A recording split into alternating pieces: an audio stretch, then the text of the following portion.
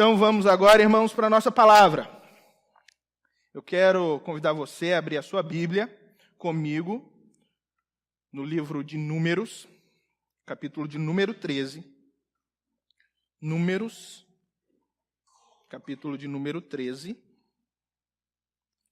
a partir do versículo 1.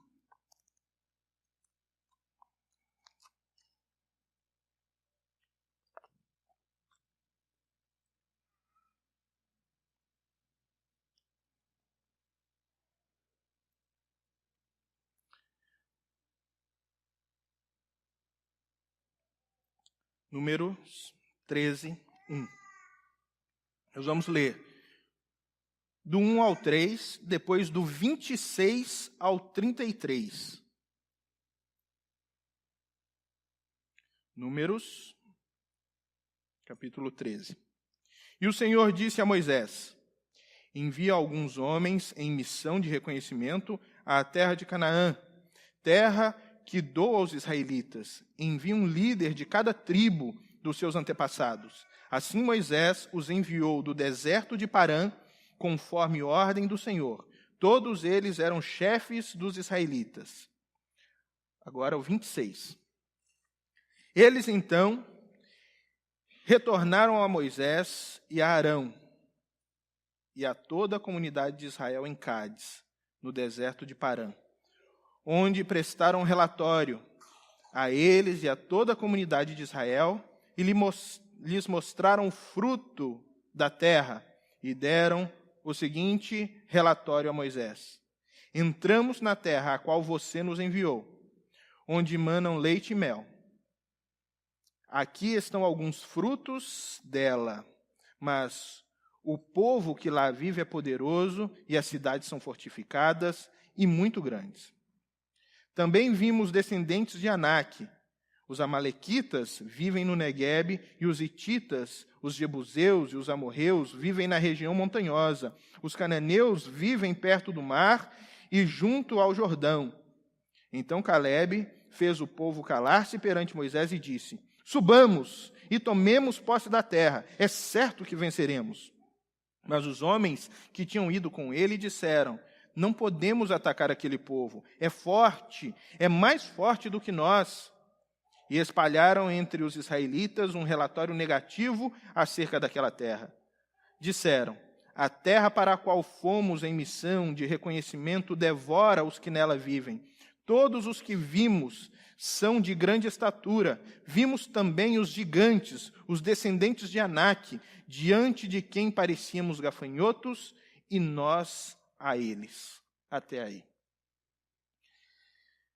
O tema da mensagem de hoje é o drama da esperança. O drama da esperança. O que é drama?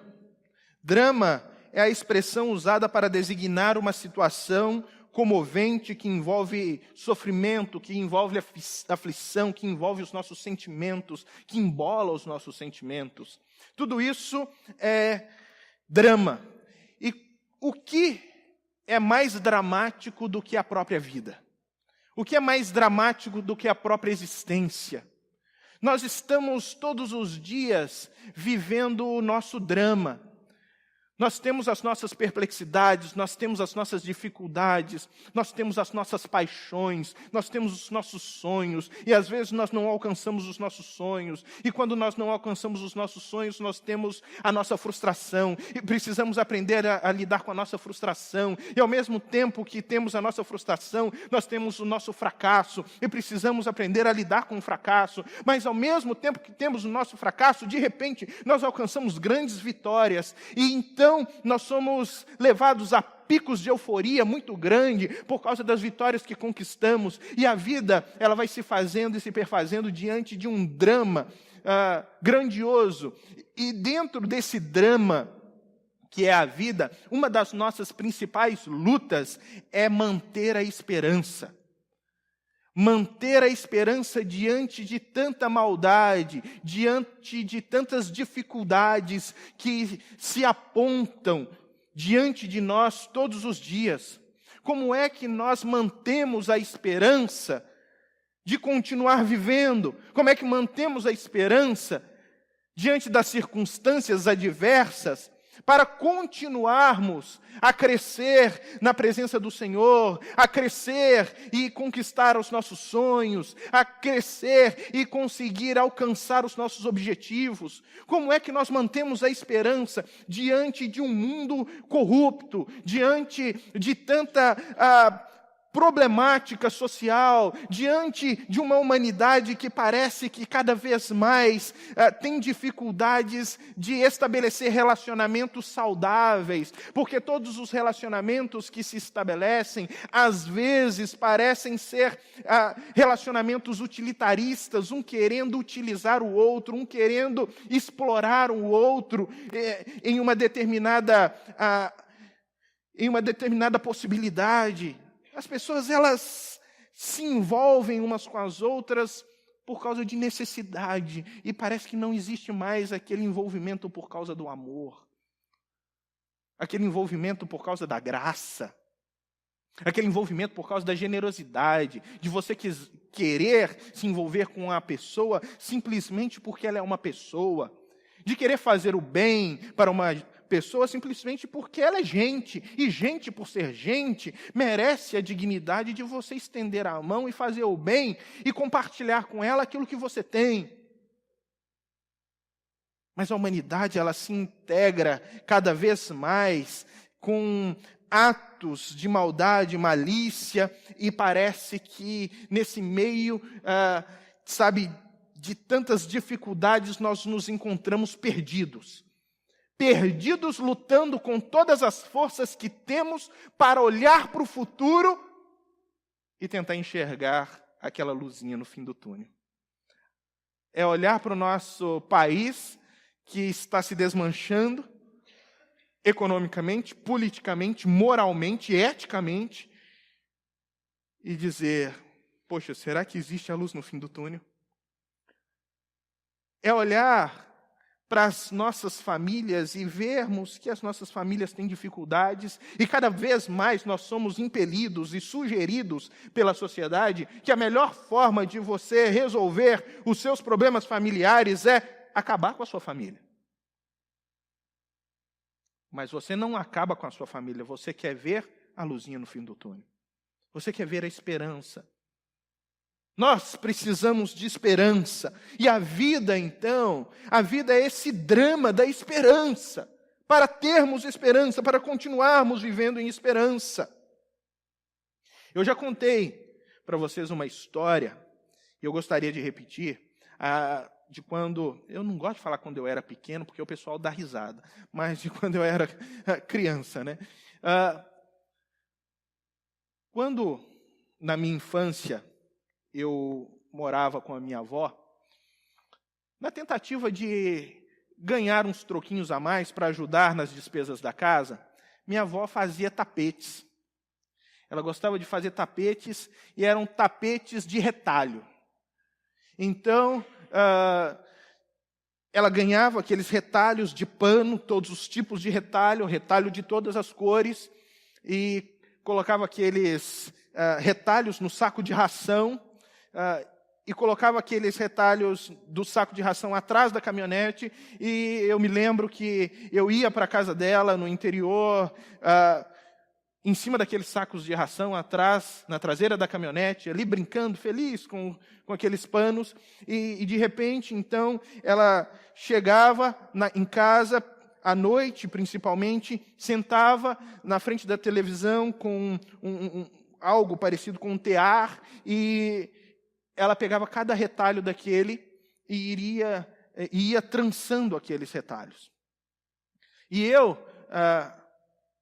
na infância, ficava brincando por ali, né, fazendo meninice, né, porque é isso que menino faz meninice, então eu ficava ali, brincando, e geralmente brincando aos pés dela, e geralmente indo lá atrapalhar o trabalho dela, e geralmente indo lá pegar o retalho dela para poder fazer outras coisas, tipo meninice, né?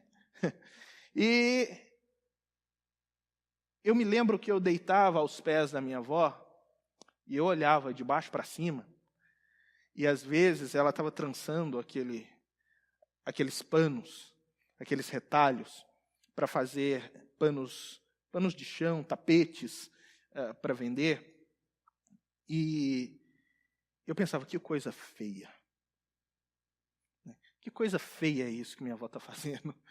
E ela pegava, às vezes, aqueles retalhos pretos, cinzas, aquela coisa sem cor, e ela começava a trançar, e de repente ela pegava umas cores mais vivas, e ela começava a emendar um no outro e a trançar um com o outro. E eu olhando aquilo falando, que coisa feia, porque eu olhava de baixo para cima. Mas quando eu saía da posição que eu estava, e aí eu subia nela e subia nas costas dela, e começava a pegar o ângulo de visão dela, onde eu podia enxergar a arte pelos olhos dela, eu via uma coisa totalmente diferente. Eu via que aquela coisa feia, pelo ângulo que ela olhava, era uma obra de arte. Era uma coisa bonita, era um trabalho bonito. E às vezes a nossa vida é mais ou menos assim. Às vezes a nossa vida é mais ou menos como os tapetes da minha avó. É feito de retalhos. Retalhos dos nossos sentimentos, retalhos das nossas emoções, retalhos, sabe, das nossas escolhas, retalhos das nossas frustrações, retalhos das nossas vitórias. E às vezes, na construção desse tapete, o grande Deus tecendo e construindo a nossa vida, ele pega às vezes um retalho triste, preto, sem cor, sem vida, e coloca, e começa a tecer, e à medida que ele tece, são momentos de dificuldades, mas dali a pouco vem um outro momento, que é um retalho vibrante, um retalho com uma cor, sabe, linda, que ao fazer parte, se encaixar com aquele outro retalho que não tinha cor, começa a construir não apenas a nossa história, mas começa a construir a nossa história sob a ótica de Deus, que no final se torna uma grande e bela obra de arte. O problema é que a nossa história, nós estamos vivendo, nós não sabemos o fim. Nós não sabemos o que o Senhor está construindo. Nós somos aqueles meninos que olham a coisa de baixo para cima. E quando você olha a coisa de baixo para cima, você fala, Deus, está tudo errado. Você fala, Deus, esse negócio está dando errado. Que coisa feia o Senhor está fazendo na minha vida. Porque eu não entendo o que o Senhor está querendo fazer com todas essas situações difíceis. Eu não entendo o que o Senhor está querendo me ensinar com todas essas problemáticas. Eu não estou entendendo nada disso. Por que o Senhor está usando esse tipo de retalho para construir a minha vida? Você fala, que coisa feia, Senhor.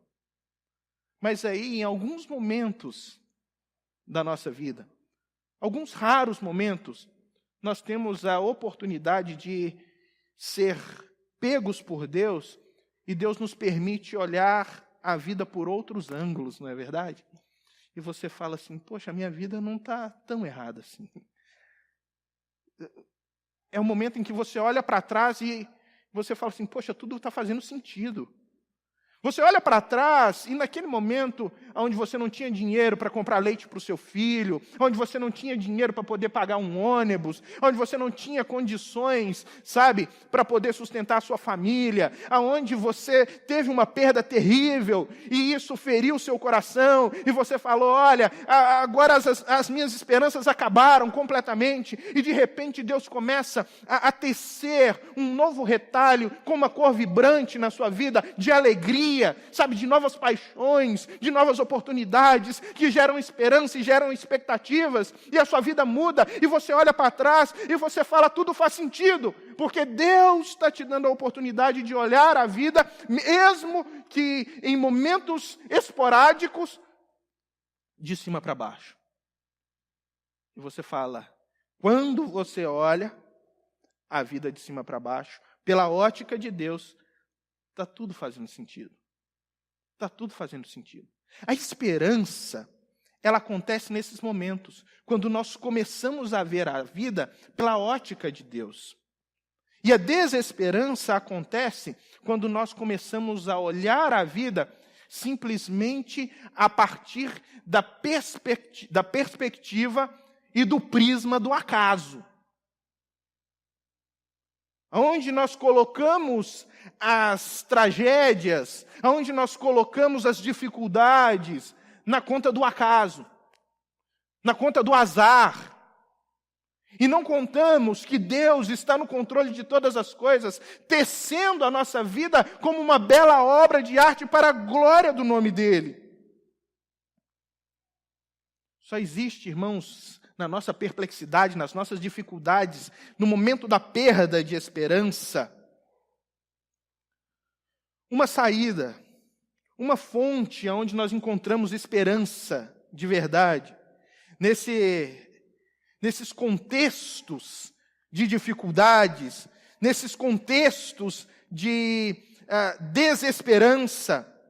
A única maneira de recobrar boas expectativas e boa esperança é a observação da ação de Deus durante a história da humanidade, no desenrolar do seu relacionamento com o seu povo. É só quando você olha o contexto geral, é só quando você olha não apenas para o momento de dificuldade que você está passando, mas você começa a analisar cada uma das dificuldades que você já superou junto com esse Deus. E você fala, eu confio nesse Deus. Eu posso confiar nesse Deus. Mas logo uma pergunta vem ao nosso coração.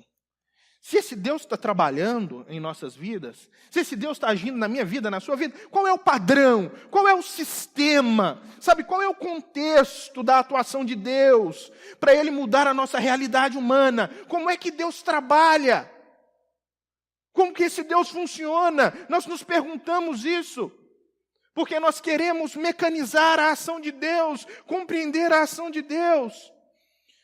Porque nós não conseguimos olhar para tudo e enxergar a metodologia de Deus, o desenho de Deus, as formas de atuação de Deus, o sistema organizacional de Deus, a sistemática de Deus. Nós não conseguimos entender tudo isso. Então, nós tentamos criar alguns sistemas para tentar restringir a atuação de Deus. E aí começam a surgir algumas coisas questionáveis e que não geram boa esperança nas nossas vidas. Em primeiro lugar, é tentar manipular a ação de Deus e limitar a ação de Deus a partir de alguns conceitos que nós temos. Por exemplo, Deus vai agir quando a oração for feita numa entonação de voz que coloca Deus em xeque, a ponto de fazer com que todos os seus poderes sejam manipulados para nos abençoar. Então ele vai falar com uma voz de pregador, e assim vai falar, santo e glorioso Deus, né? E nós achamos que esse tipo de ação humana pode fazer com que Deus haja a nosso favor, e é um meio para fazer com que Deus haja a nosso favor. Outra coisa é quando nós acreditamos que o pastor orar resolve os problemas. Não resolve, senão eu resolvi os meus, irmãos. Verdade. Não duvida não, senão eu resolvi os meus. Não resolve. Eu posso orar junto. Eu posso estar ao lado. Mas a minha oração não é melhor que a sua. A minha oração não é mais poderosa que a sua. A minha oração não chega a Deus primeiro. Eu não tenho o número do celular de Deus privado, que é diferente do número do celular que você tem. Todos nós ligamos para o mesmo número e Ele atende em qualquer momento. Pode ficar ciente disso. Nós achamos que quando nós oramos, nós jejuamos em determinada quantidade de vezes. Então isso vai estabelecendo um tipo de sacrifício suficiente na presença de Deus, que vai ser percebido por Deus, então Deus vai agir ao nosso favor. Quando não é assim, nós compramos livros que vão nos ajudar. E livros que servem como bula de remédio para Deus. Tipo assim, sabe, 10 passos para a vitória. 5 conceitos transformadores para o seu sucesso. Tipo assim, 5 formas de mudar a sua vida. Então nós vamos tentando criar metodologias para a ação de Deus e tentando entender como é que esse Deus, ele age. Mas eu gosto muito, sabe, do conceito de C.S. Lewis, quando ele, escrevendo o seu livro Crônicas de Nárnia, que é o 3º livro, sabe, dessa série de escritos de Lewis, aonde ele conta a história onde um leão, que é o Aslan, que representa Jesus Cristo, depois de ter morrido e ressuscitado para salvar o reino, ele entrega o reino aos cuidados dos homens e vai embora. E aí uma menininha começa a chorar. A menina começa a chorar, uma menina chamada Lúcia, ela começa a chorar e ele fala para um fauno, que é o senhor Túminos, ela fala assim, mas ele está indo embora. Por que ele está indo embora? E o fauno vai falar assim, ele é um animal selvagem. Ele não pode ser domesticado. E eu acho fantástica essa conclusão, quando nós traduzimos isso para a pessoa de Jesus, para a pessoa de Deus, porque Deus é um animal, sabe, que não pode ser domesticado. Ele não pode ser entendido na sua totalidade pela nossa capacidade limitada humana. Ele extrapola a nossa capacidade. Nós não podemos ficar estabelecendo métodos de ação de Deus. Ele age da forma como Ele quer. E age do jeito que Ele quer. Não existe um padrão para a ação de Deus. Não existe um sistema para o agir de Deus. Deus age sempre soberanamente respaldado por sua santidade. Então Ele tem as metodologias dele. Alguns Ele vai falar assim, o que quer que eu te faça? A pessoa fala que eu torne a ver, e ele então seja feito conforme a tua fé. Para outra, ele vai simplesmente olhar e ver a dificuldade de uma senhora, sabe, ali corcunda. E ele tem compaixão e cura aquela mulher, sem expressar nenhum tipo de pergunta, onde ela manifestasse a sua fé. Ele simplesmente chega e cura. Para outro, ele vai simplesmente parar o cortejo, falar assim, para de chorar, e ressuscita o filho da viúva.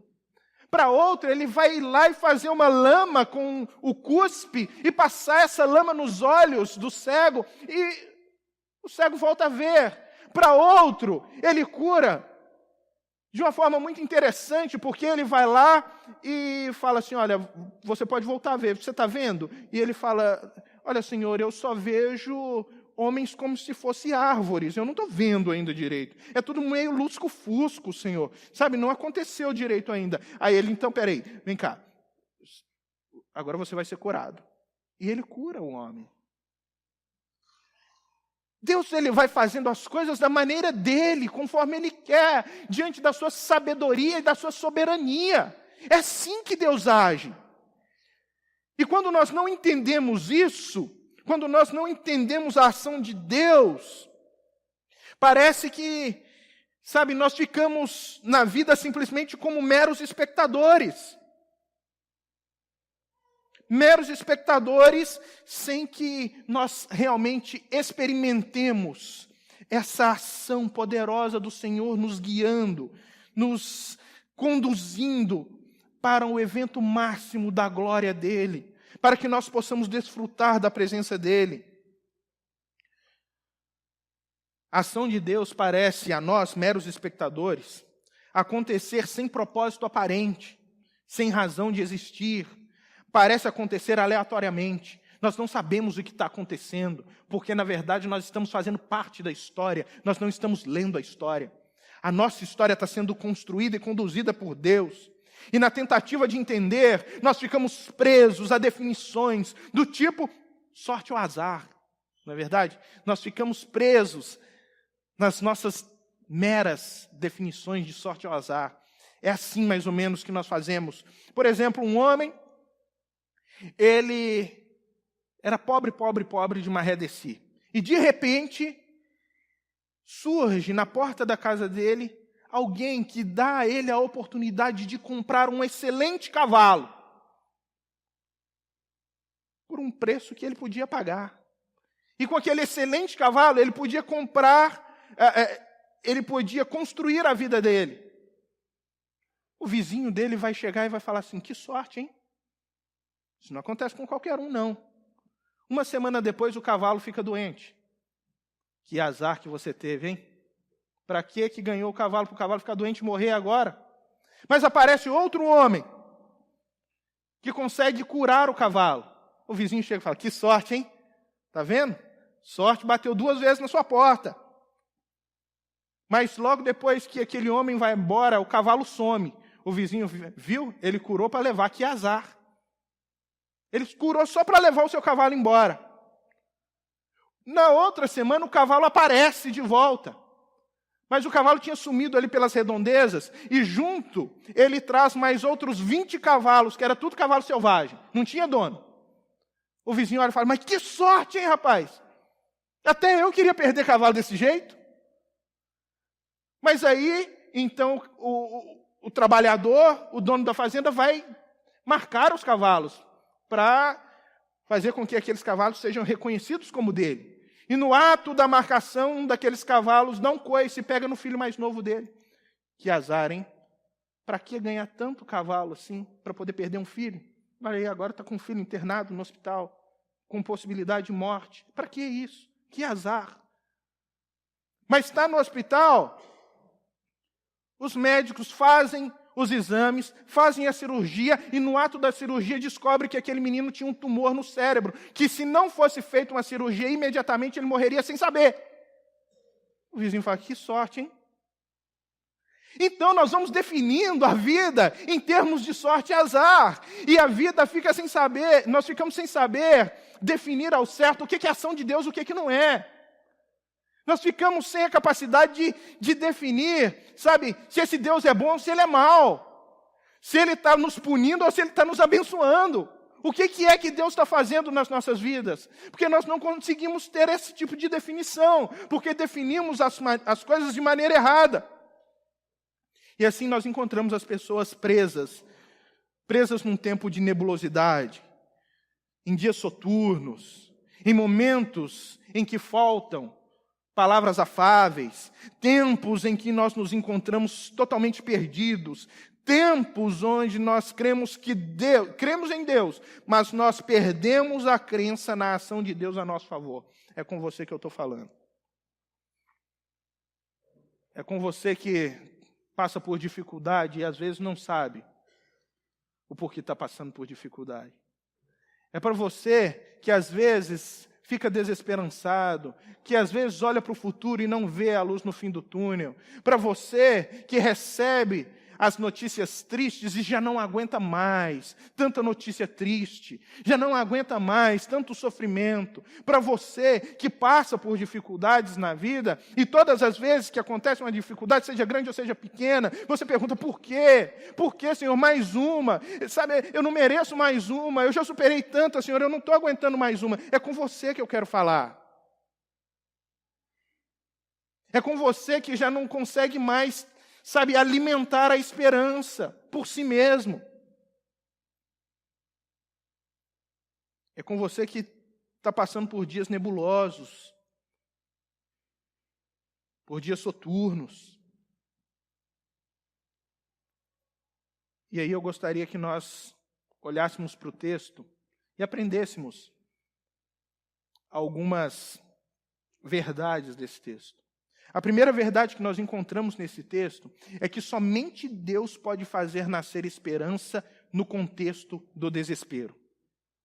Só Deus pode fazer nascer esperança no contexto do desespero. O que é o contexto do desespero? O contexto do desespero é quando nada mais funciona. É quando você já não tem mais recurso. É quando você já não tem mais amigos, é quando você já não tem mais forças, é quando a sua performance já não adianta mais, é quando o banco já não tem mais crédito para te dar, é quando, sabe, o diagnóstico já foi dado e agora fazer o quê? É quando o seu filho saiu de casa revoltado e você não pode mais trazê-lo de volta. É quando a coisa, sabe, saiu do controle de tal maneira que você fica sem saber o que fazer e como resolver a situação. Isso é o tempo do desespero, porque você perde o controle. E só Deus, somente Deus pode trazer esperança num tempo como esse. É por isso que nos momentos de maior desespero, as pessoas se voltam para divindades. Elas se voltam para algo, uma força, um poder ou qualquer outra coisa que seja, que elas acreditam que é maior do que elas, e então elas clamam por socorro, pedindo que essa força, que essa ação socorra, que essa ação entre em ação para poder resolver o seu problema, porque ela já não pode mais resolver. Fugiu da sua capacidade. E a posição, irmãos, de desespero, ela nos faz abandonar a nossa posição de controladores da nossa vida e depositar a nossa esperança naquilo que nós acreditamos que é maior do que a gente. No nosso caso, em Deus. No nosso caso, em Cristo. Esses homens que nós acabamos de ler, o povo de Israel, eles estão num momento decisivo da vida deles. Eles haviam passado 430 anos no Egito, e 430 anos no Egito como escravo é para se tornar um momento de desespero na vida de qualquer um. São 430 anos servindo a um povo, sendo explorado por esse povo, vendo o seu filho sem esperança, vendo o seu pai sem esperança, vendo o seu avô sem esperança, vendo gerações sem nenhuma esperança, porque eles sabiam que a força dos egípcios eram maiores, superiores a deles. E naquele tempo onde Deus agiu para libertar o povo de Israel, ele se comunica a Moisés, ele fala com Moisés e diz assim: o clamor de Israel chegou a mim. O clamor de Israel chegou até mim. Ele fala, até que enfim o povo começou a orar. Até que enfim começaram a clamar. Até que enfim descobriram que só existe um que pode gerar esperança no desespero. Por que isso? Porque durante o tempo em que Israel esteve bem na terra do Egito, eles começaram a se manchar, eles começaram a se macular, eles começaram a adorar outros deuses, eles começaram a praticar a idolatria. Então Deus os entregou nas mãos dos egípcios, e os egípcios os escravizaram. Foi isso que aconteceu. E agora Deus fala, eles começaram a clamar. E é muito interessante o processo que Deus usa para poder trazer esperança ao coração daquelas pessoas, porque ele fala assim, o clamor deles chegaram a mim. O clamor deles chegou a mim, melhor. Ele vai dizer, olha, eles começaram a implorar. Eles começaram a se colocar de joelho. Sabe por quê? Porque ninguém clama com altivez. Ninguém clama com orgulho. Você precisa abrir mão do seu orgulho. Você precisa se perceber desprovido de capacidade para resolver o seu problema, para você clamar. E aí você passa a olhar para Deus como o único capaz de solucionar o seu problema. E você se coloca diante dele, clamando, sabe, de joelhos dobrados. Isso é um clamor de verdade. E você precisa abrir mão de todo o seu egoísmo aparente, sabe, das suas capacidades aparentes. Você precisa abrir mão de quem você é e das máscaras que você colocou ao longo da vida para se apresentar às outras pessoas e se apresentar de Deus com as suas incapacidades e falar assim: Deus, eu não posso, se o Senhor não puder, se o Senhor não me ajudar, eu mesmo não posso resolver os meus problemas. E quando você se coloca diante de Deus dessa maneira, parece que essa é a primeira luz no fim do túnel, é o primeiro pontinho de luz que volta a brilhar no coração do ser humano, quando ele entende quem ele é e coloca Deus na posição que ele sempre deve estar, em proeminência, em primazia, no lugar de honra e glória. Volta a brilhar no coração do ser humano a esperança. E quando isso volta a brilhar, irmãos, volta a brilhar expectativas. Quando você coloca Deus na jogada, é assim, volta a brilhar expectativas. Você começa a pensar, você começa a falar: olha, se Deus entrou na jogada, existe possibilidade. Se Deus entrou na jogada, então eu posso melhorar. Se Deus entrou na jogada, novas expectativas surgem. E você quebra protocolos. Qual era o protocolo de Israel naquela época? O protocolo é que escravo não se rebela contra o Senhor, porque se escravo se rebelar contra o Senhor passa a espada e mata todo mundo. Esse é o protocolo. É o Senhor que tem o poderio bélico para poder conter todo aquele povo. É o Senhor que tem todas as armas para poder conter com o seu exército todo e qualquer tipo de revolta. Não tem revolta. Esse é o protocolo. Agora, quando você tem esperança, você quebra protocolos. Então eles estão quebrando o protocolo. Eles começam a colocar Deus na frente e dizer assim: olha, o meu Deus está mandando você, ó Faraó, me libertar. E a partir disso, a esperança começa a brilhar no coração deles de novo. E eles estão dispostos a enfrentar a situação com novas forças. E novas forças, enchem aquelas pessoas para que eles encarem o futuro com um novo ânimo. Porque a esperança leva você a crer na ação de Deus. Você está aqui hoje porque você quer algo de Deus, porque você espera algo de Deus. Mesmo que seja Deus agir no seu coração, na sua mente, melhorar a sua vida, formar em você o caráter de Cristo, que Deus possa ajudá-lo numa situação crítica. Todos nós temos coisas que esperamos de Deus aqui hoje, e é por isso que nós estamos aqui. Mas expectativa, entenda uma coisa, expectativa é algo que é uma história que você cria na sua cabeça, irmãos. Expectativa é uma história que você cria na sua cabeça. E você espera que ela aconteça do jeito que você planejou. Você cria uma história e você fala assim: poxa, Deus vai me livrar. Eu espero que Deus... Não, eu estou com fé que Deus vai me livrar. Mas na sua cabeça existe um método de Deus te livrar. Você acha que Deus vai te livrar de uma determinada forma, de uma determinada maneira. E se sair dessa maneira, você acaba se frustrando. Bom, a maneira de Deus superou as expectativas dos israelenses, dos hebreus. Deus envia 10 pragas, Deus tira aquele povo, e a coisa estava indo tudo muito bem, obrigado, até que eles chegam diante do Mar Vermelho e tudo deu errado. E eles têm o Mar Vermelho de um lado, ele tem a cordilheira de montanhas o Mar Vermelho na frente, a cordilheira dos lados, e atrás vindo o Faraó, para poder matar e exterminar todo mundo. Pronto, acabou. Eles acreditaram: opa, agora nós vamos sair daqui do Egito, quase 2 milhões de pessoas, tudo bem, não vai ter nada, não vai ter nenhum problema, Deus está conosco. Essas eram as expectativas deles.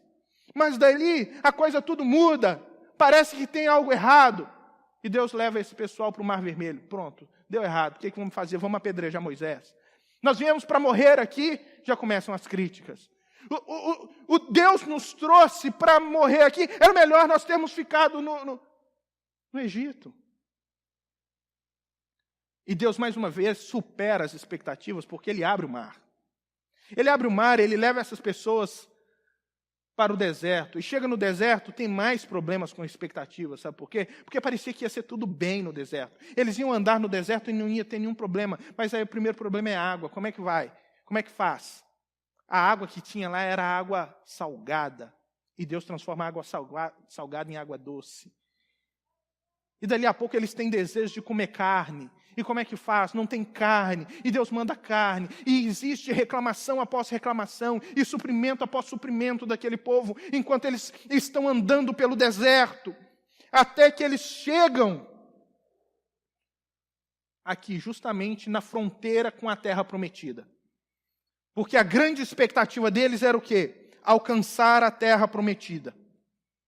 Alcançar a terra que foi prometida por Deus a eles. E aí a segunda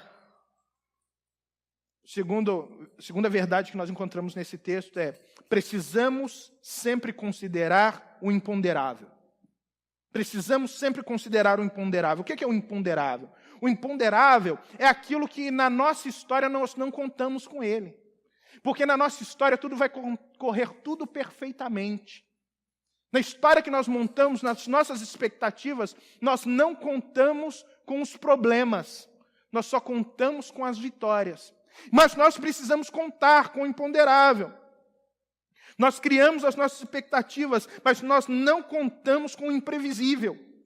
Nós não contamos com isso.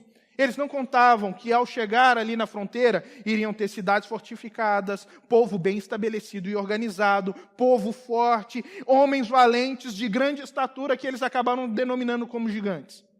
Eles não contaram com essas coisas. É como o Chapolin, né? Não contavam com a sua astúcia. Mas a coisa aparece, está ali. E de repente, nós podemos perder a esperança por causa de tudo isso. E quando nós não contamos, irmãos, com o imponderável, nós precisamos aprender a analisar a história. Porque analisar a história é melhor do que focar no momento. Eles estão ali na incursão para poder sondar a terra, e de repente eles estão em Hebrom, estão vendo aquela fortaleza de Hebrom, aqueles homens muito bem organizados, muito capacitados, e eles são apenas alguns peregrinos, ex-escravos, fugitivos pelo deserto. E era isso que eles tinham em mente. Logo, eles comparando a si próprios com aqueles homens bem organizados, eles vão dizer: não tem esperança, nós vamos morrer. Mas se eles tivessem analisado a história e não o momento, eles tinham percebido que foi em Hebrom que pela primeira vez Deus prometeu a Abraão que ele herdaria aquela terra. Deus já havia prometido para o patriarca hebreu que aquela terra lhe pertenceria. E Deus os havia conduzido até ali. Isso é concretização de promessa. Isso abastece a fé. Se eles tivessem olhado a história, eles teriam visto que foi dessa região que ele saiu, Abraão, para derrotar a colisão de reis que havia sequestrado o seu sobrinho. Ou seja, 4 reis haviam se juntado para destruir outras cidades, e Ló havia sido levado como escravos. E Abraão, só Abraão, com 318 homens, foi atrás de Ló contra esses 4 reis e venceu a guerra. Abraão, com mais 318 homens, venceu 4 nações. Se eles tivessem olhado para o exemplo do patriarca, eles tinham se fortalecido. Foi em Hebrom que Abraão adquiriu a sua única propriedade em Canaã, para que o sepultamento da sua esposa, e era também onde ele e os outros patriarcas haviam sido sepultados. Aquela terra pertencia a eles. Se eles tivessem entendido a história, se eles tivessem olhado a história atrás, eles teriam sido fortalecidos. Se nós olharmos o que Deus já fez na nossa vida, ao invés de ficar lamuriando e lamentando somente aquilo que está acontecendo no momento, se nós analisarmos a história, se nós olharmos a ação de Deus como um todo nas nossas vidas, irmãos, nós podemos ser fortalecidos por causa daquilo que Deus já fez em nós, e isso gera confiança naquilo que Ele ainda vai fazer. Em terceiro lugar, o que nós aprendemos com esse texto é que, apesar das esperanças, existe sempre a realidade da contra-expectativa. O que é a realidade da contra-expectativa? Eles estavam ali, como nós lemos o texto, e o povo estava todo empolvoroso, o povo estava ali eufórico, esperando boas notícias, para poderem conquistar a terra, esperançosos, com a possibilidade de terem concretizadas os seus maiores sonhos, mas voltam os 12 espias, 10 deles com uma péssima notícia. Eles falam assim, olha, não dá para conquistar aquela terra devora os seus habitantes. Os povos são fortificados, existem fortalezas. E outra, vocês estão contando com os gigantes? Lá tem gigantes, tem homens enormes, nós somos como gafanhotos perto deles. E quando eles olham para a gente, eles nem tinham visto eles, quando eles olham para a gente, eles pensam que nós somos gafanhotos também. São informações, são situações que aparecem, que são contra a expectativa, contra as nossas expectativas, contra as nossas esperanças, e que roubam de nós a capacidade de continuar sonhando, de continuar abastecendo a nossa vida com a esperança. Mas é por isso que nós precisamos focar em Deus, olhar para Deus, e não apenas para a situação. Porque todos os dias tem gente, todos os dias tem circunstâncias que tentam roubar a nossa fé. Mas nós precisamos manter os olhos fixos em Deus. E por último,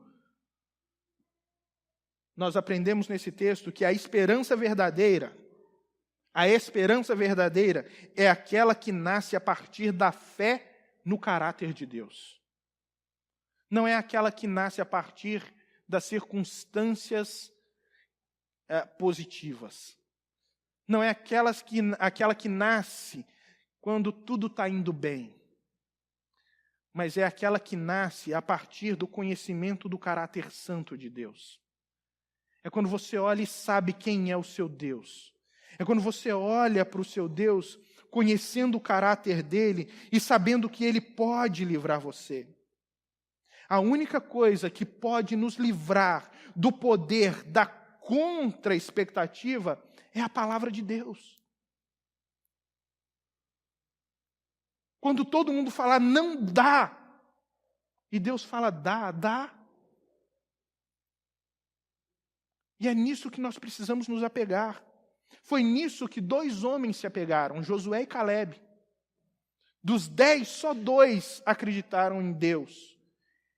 E eles vão dizer assim, Deus nos prometeu aquela terra, nós podemos conquistar. Nós podemos conquistar. Deus falou, isso é suficiente. Nós não precisamos de mais provas de Deus. Por que Deus falou isso é suficiente? Porque o que Deus faz é falar. E quando Deus fala, as coisas acontecem. É o poder da palavra de Deus que fez todas as coisas, que criou o mundo, que criou o universo, que criou os céus, que criou as estrelas. É o poder da palavra de Deus que nos criou. É o poder da palavra de Deus que gera salvação em nós. É o poder da palavra de Deus que pode restaurar as nossas esperanças. E só ela pode restaurar a nossa esperança. É crendo nela que nós vamos conseguir ter a capacidade de continuar crendo, mesmo diante do imponderável. Só se nós crermos nela, nós vamos ter a capacidade de continuar acreditando que as coisas vão dar certo, mesmo diante do imponderável. Irmãos, dessa maneira não existe padrão, não existe fórmula, não existe sistemática divina.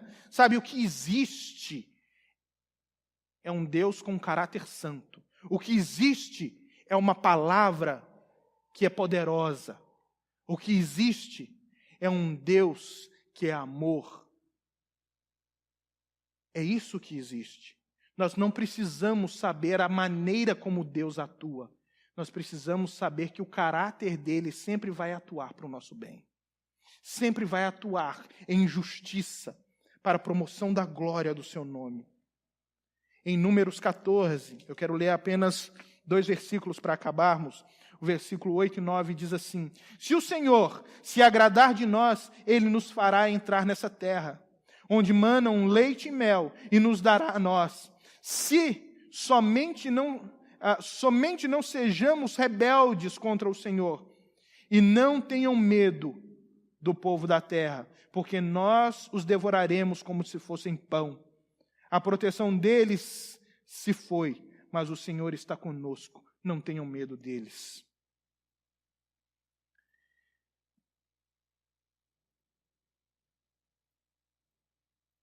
O nosso Senhor é a nossa esperança. É somente Ele que pode abastecer a nossa esperança. E a nossa vida é cheia de perplexidade, cheia de momentos. Ela vai da esperança ao desespero, mas também ela pode fazer outro caminho, do desespero à confiança inabalável. É isso que Deus espera de nós. O caminho do desespero para a confiança inabalável. E aí nós encontramos esperança verdadeira, esperança genuína. Nós precisamos só saber que Deus está construindo, sabe, o tapete. Às vezes Ele usa um retalho escuro, que é triste, mas às vezes Ele vai usar um retalho alegre. Mas no final, tudo isso vai concorrer para uma grande obra de artista, que seremos todos nós, para a glória dele. Se eu posso deixar uma palavra para você hoje, eu queria deixar a palavra de Josué e Caleb para aqueles irmãos, para aqueles israelitas. Não tenham medo. Deus está conosco. Não tenham medo. Deus está conosco. Você recebeu uma palavra dura, você recebeu um diagnóstico, você recebeu uma terrível resposta do que você esperava que seria uma coisa positiva. As coisas não estão indo bem, você está perdendo o ânimo, você está perdendo as esperanças. Mas eu gostaria de tirar a palavra que os israelitas não ouviram de Josué e Caleb. Não tenham medo, Deus é conosco. Ele nos fará herdar a terra. Ele nos fará chegar ao lugar que Ele deseja, porque Ele constrói a nossa história para a glória do nome dEle, irmãos. E Ele está conosco. Não percam as esperanças, mas construa a sua esperança confiando no caráter de Deus e não nas circunstâncias. Deus abençoe a sua vida. Vamos orar?